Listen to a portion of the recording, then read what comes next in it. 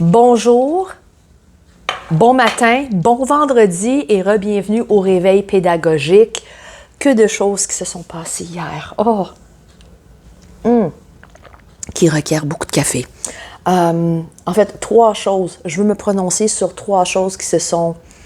une chose, en fait, qui a été annoncée la semaine passée. Et 2 choses qui se sont produites hier, qui ont fait les manchettes. Une qui n'a pas juste fait les... Mes cheveux font de quoi de bizarre aujourd'hui. Je suis due là pour une coupe, là, mais je l'ai juste... mon rendez-vous est juste dans 2 semaines.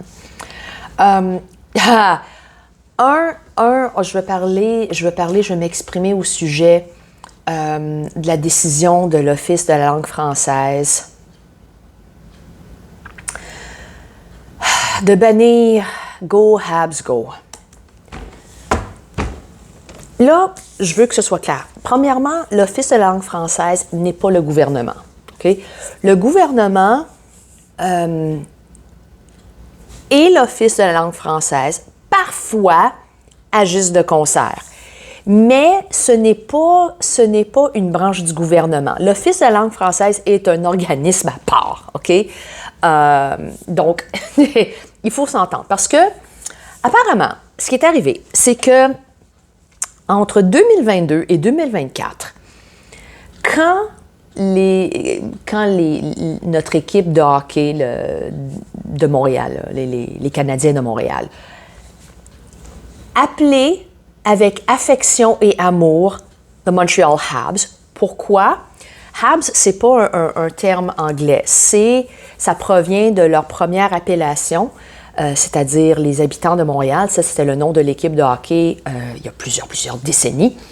Donc, les anglophones ont surnommé les Canadiens de Montréal, notre équipe de hockey, the Montreal Habs. Okay? Petite leçon d'histoire et de langue.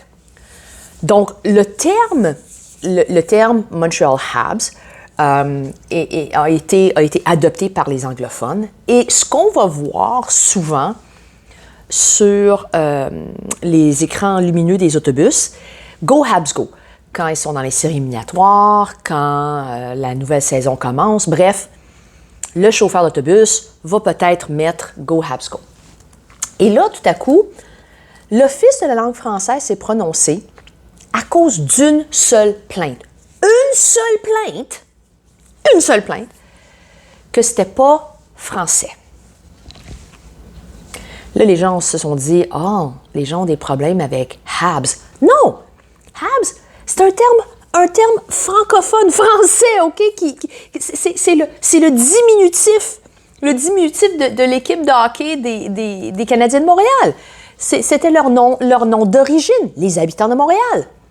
Le terme n'existe pas en anglais. Bref, plusieurs personnes dans les médias croyaient que c'était un problème avec Habs. Mais en fait, les gens avaient des problèmes, ou la personne qui s'est plainte avait des problèmes avec Go. Et comme quoi, ce n'était pas un terme français. Premièrement, il existe une expression en français, tout de go. Donc, le mot go existe. Est-ce que ça signifie la même chose dans cette expression-là et go Habs go? Non. Mais on pourrait extrapoler. Tout de go veut dire d'une façon inattendue, à l'improviste, sans préavis. On pourrait l'extrapoler puis dire go Habs go, mais ici, on s'entend que le go veut dire aller. Et on peut s'entendre aussi que lorsqu'on est dans le feu de l'action, aller, les Habs, aller, ça n'a pas le même effet.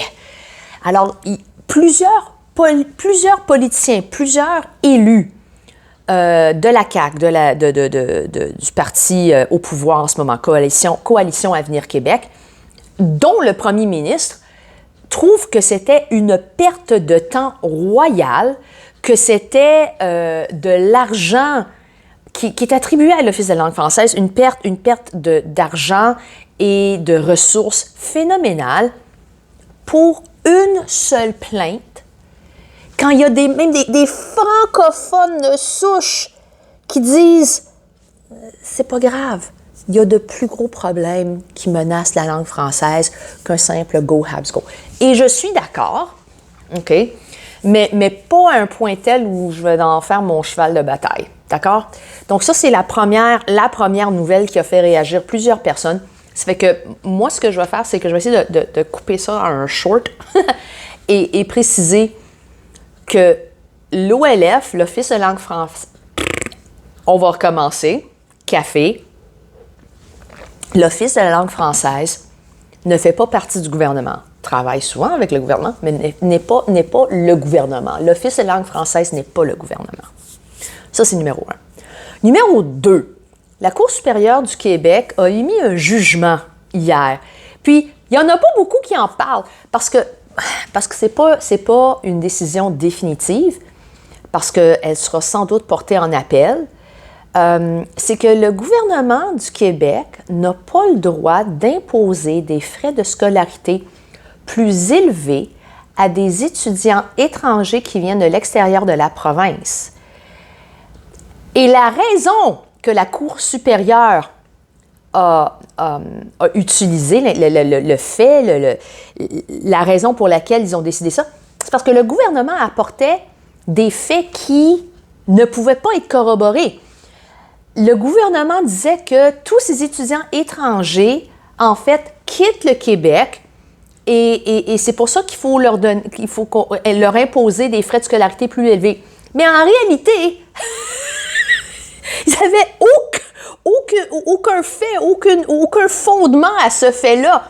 Fait que la Cour supérieure du Québec a dit comme, OK, t'as trouvé ce fait-là où? Je sais pas, mais ils quittent. Donc, la Cour supérieure, c'est quoi l'expression? Called bullshit. Puis, c'est prononcé comme non, t'as pas le droit. Mais la décision va être portée en appel, très certainement. Et étant donné que je suis certaine que ça n'a pas fait plaisir au gouvernement provincial de se faire dire comme « parce que tu as sorti ces faits-là de nulle part. Pourrais-tu appuyer ces propos avec quelque chose de tangible, s'il vous plaît? » C'est comme si les gens dans le gouvernement ont oublié leur cours de français secondaire 5, langue d'enseignement, et comment structurer un texte argumentatif. Just saying. OK. Et numéro 3. Troisième information, puis je voulais en faire un short un peu plus tôt cette semaine, mais j'étais pas dans le mode. J'étais pas vraiment... j'avais pas l'esprit à ça.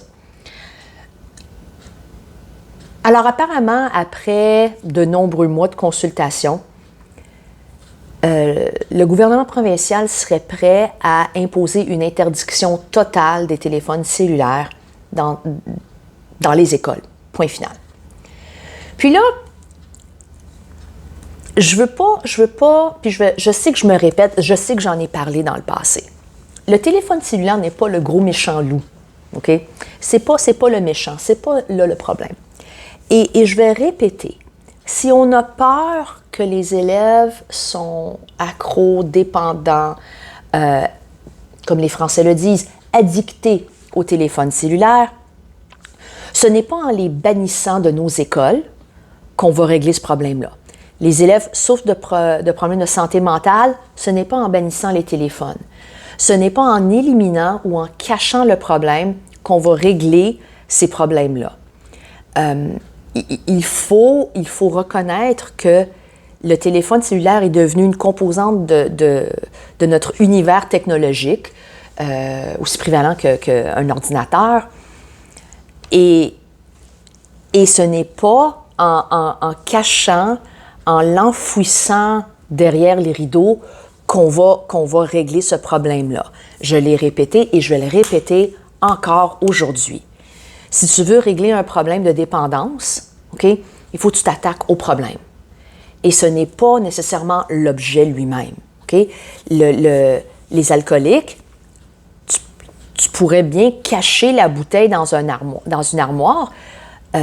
On va trouver une façon de déverrouiller la porte pour aller chercher la bouteille. Même chose pour les personnes qui sont anorexiques.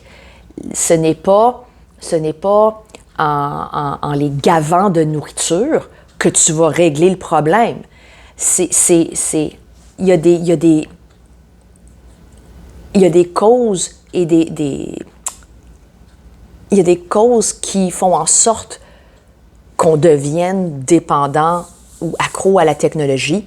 Et là, j'ai peur, si le gouvernement décide d'imposer cette décision, on va créer une génération de jeunes qui deviendront des adultes qui auront des problèmes avec le téléphone cellulaire et qui seront constamment dépendants et accros au téléphone cellulaire. C'est-à-dire les problèmes de communication qui semblent être prévalents chez les jeunes, selon les spécialistes, les problèmes d'inattention, les problèmes de santé mentale vont devenir, pas qu'ils vont devenir, mais ils vont suivre ces jeunes-là parce qu'on ne s'est jamais vraiment attaqué au problème, à la source de ces problèmes de santé mentale. Donc, j'ai peur. J'ai peur en décidant sur l'avenir de nos jeunes, avec l'excuse comme on veut les protéger, on veut créer un environnement plus sain. Je crois qu'on n'a pas vraiment créé un environnement plus sain. On a créé une façade, on a créé une image d'un environnement plus sain, mais en réalité, nous ne l'avons pas. Nous n'avons pas créé un environnement propice à une bonne santé mentale. Puis c'est tout ce que je veux dire parce que je sais que je me répète puis j'ai pas envie d'être celle qui répète tout le temps. Mais je suis prof et je suis mère. So, you know, la répétition fait partie de ma routine. Et en plus, je ne sais pas ce que vous faites cette fin de semaine. Moi, je recommence mes cours de japonais demain. C'est la session 3. J'ai besoin de pratiquer mon japonais parlé parce que grammaticalement, je suis quand même bonne. Je peux structurer des phrases comme il faut. Je maîtrise assez bien les hiragana, mes kanji, mais j'apprends. Je suis encore dans la phase d'apprentissage. Mais j'ai besoin de quelqu'un. Tu sais, short of actually going to Japan, which is not going to happen, je suis pognée à écouter des vidéos YouTube et apprendre par moi-même. Puis épater mes élèves avec le très peu de japonais que je connais. OK? Comment est-ce que je l'ai dit à une collègue à Nime, Ottawa? Motto benkyo o shimasu. J'ai besoin de plus d'études. C'est le mieux que je peux dire. Sur ce, bonne journée et bonne fin de semaine.